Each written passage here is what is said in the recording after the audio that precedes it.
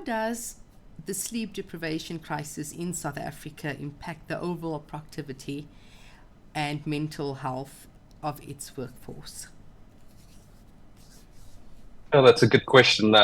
South Africans are among the world's most sleep deprived. It's clear that we are going to bed later, constantly waking up earlier, and just overall experiencing burnouts at a higher rate.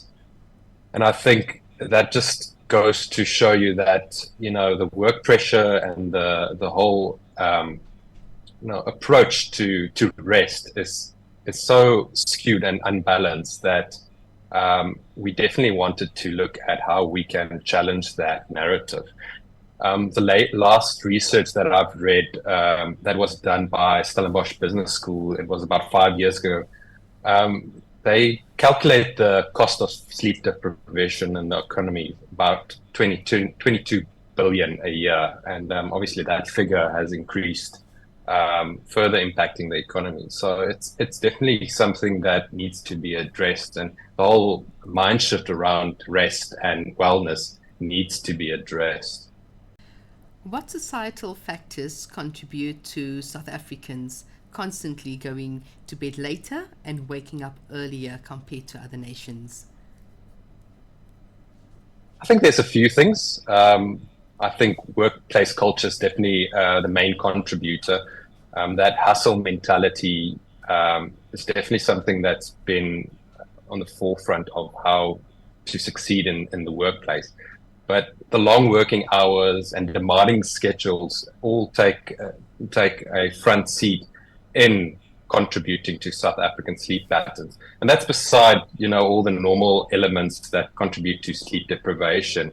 Whether it's your digital screen time, drinking coffee late at night, big meals, those are environmental aspects. But looking at in terms of the effect that the workplace contributes to deprived sleep. Definitely, it's the workplace culture, high pressure environment.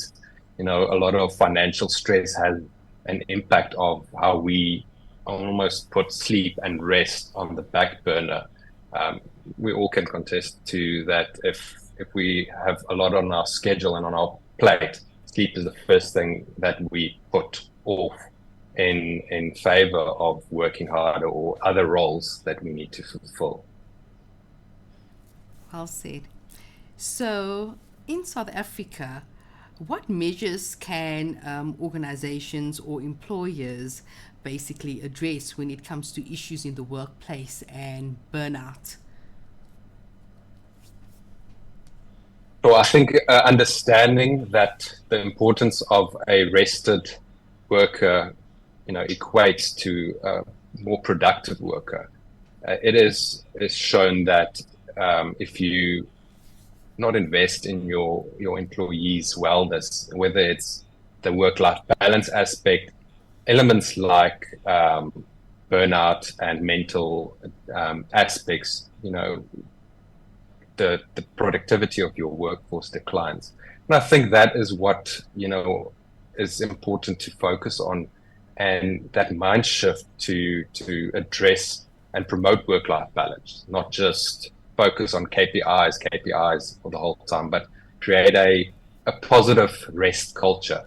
And I think as the workplace, or at least the employees or employers at least, recognize the benefit of this, that whole change will fast track to something that is a good environment for employees as well. Encourage healthy sleep habits. All those are things that can be introduced to by organizations to create a better non-toxic environment. So, getting to the introduction of the NapBot, can you explain to us what the NapBot is all about, and how will it assist South Africans to actually just help them to get a more of a fuller sleep, or to get a good night's resting? Yeah, so Sloom created this interactive, fun NapBot. It's a straightforward interaction with our WhatsApp number, and it is a fun, interactive way of just focusing or at least getting a fun way of getting an excuse to take a nap. So what we've done is we've created a few voice notes based on relatable scenarios where you can request a voice note, and it gives you an excuse to go and nap. And I think for us, being in the sleep industry and the mattress industry and everything, we really want to campaign the importance of sleep. And since launching the NapBot, we've seen a positive feedback and amazing feedback from people using it. It's as if we know their issues. It is very relatable. Where I think this just goes to show a broader aspect where people feel judged just by giving an excuse to take a nap, or at least take a break from working.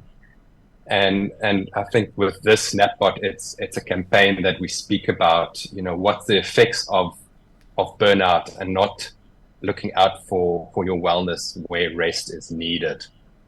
That actually makes sense, because also the type of bed that you sleep on is also makes a huge difference in terms of if you had a good night's rest.